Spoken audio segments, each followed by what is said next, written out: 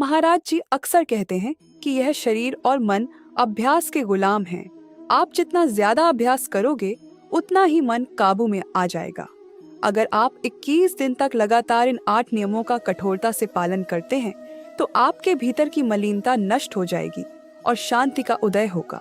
राधा वल्लभ श्री हरिवंश दोस्तों, मैं Poonam the devotional way channel पर आप सभी का स्वागत करती हूँ।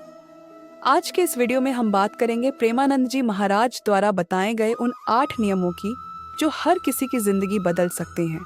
चाहे कितनी समस्या हो, मन अशांत हो, दिल बेचैन हो, सारी परेशानियां छू मंत्र हो जाएगी। पहला है अमृत वेला का रहस्य। महाराज जी के अनुसार सूर्योदय से पूर्व का समय ईश्वरीय शक्ति से भरा होता है।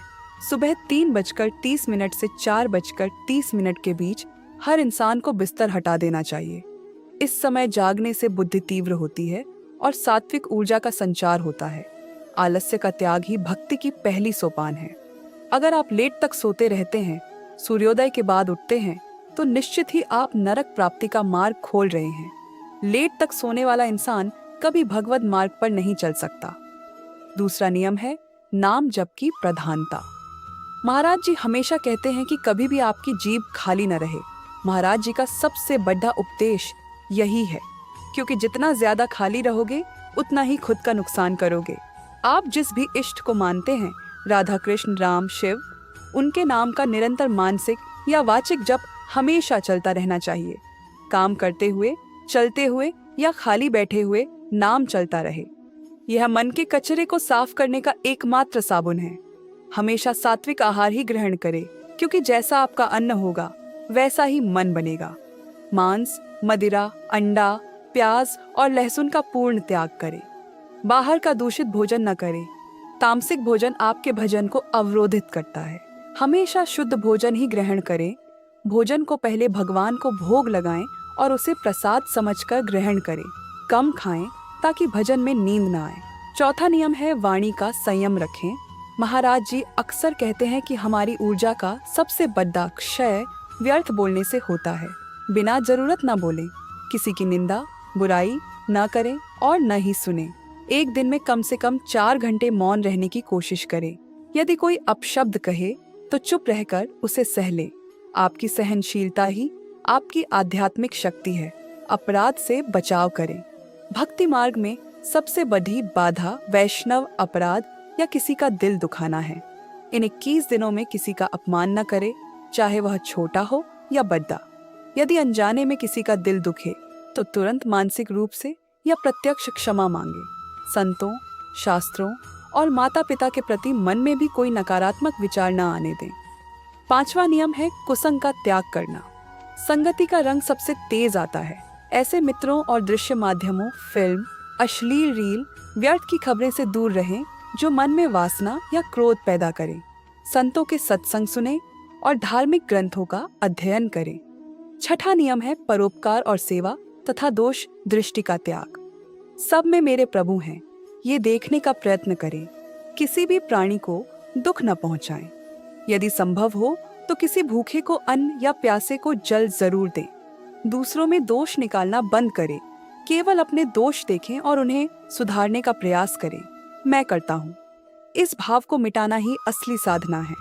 जो भी सफलता मिले या कोई अच्छा काम आप करें, उसका श्रेय तुरंत भगवान को दे दें। खुद को दूसरों से श्रेष्ठ समझना बंद करें। मैं तो प्रभु का एक छोटा सा सेवक हूँ। यह विनम्रता आपके तेज को जगाएगी और मन को शांत रखेगी। 7वां नियम है इंद्रिय निग्रह और ब्रह्मचर्य का पालन।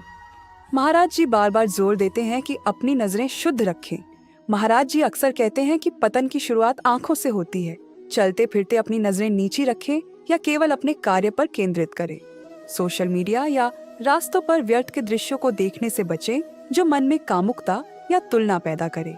सामने जो भी आए उसमें अपने इष्ट का रूप देखने की कोशिश करें, न कि भोग की वस्तु।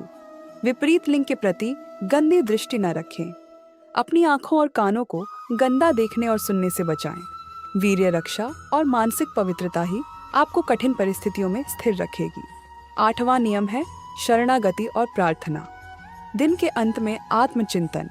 हे प्रभु, मुझसे कोई भी गलती हुई हो तो कृपा मुझे क्षमा कीजिए।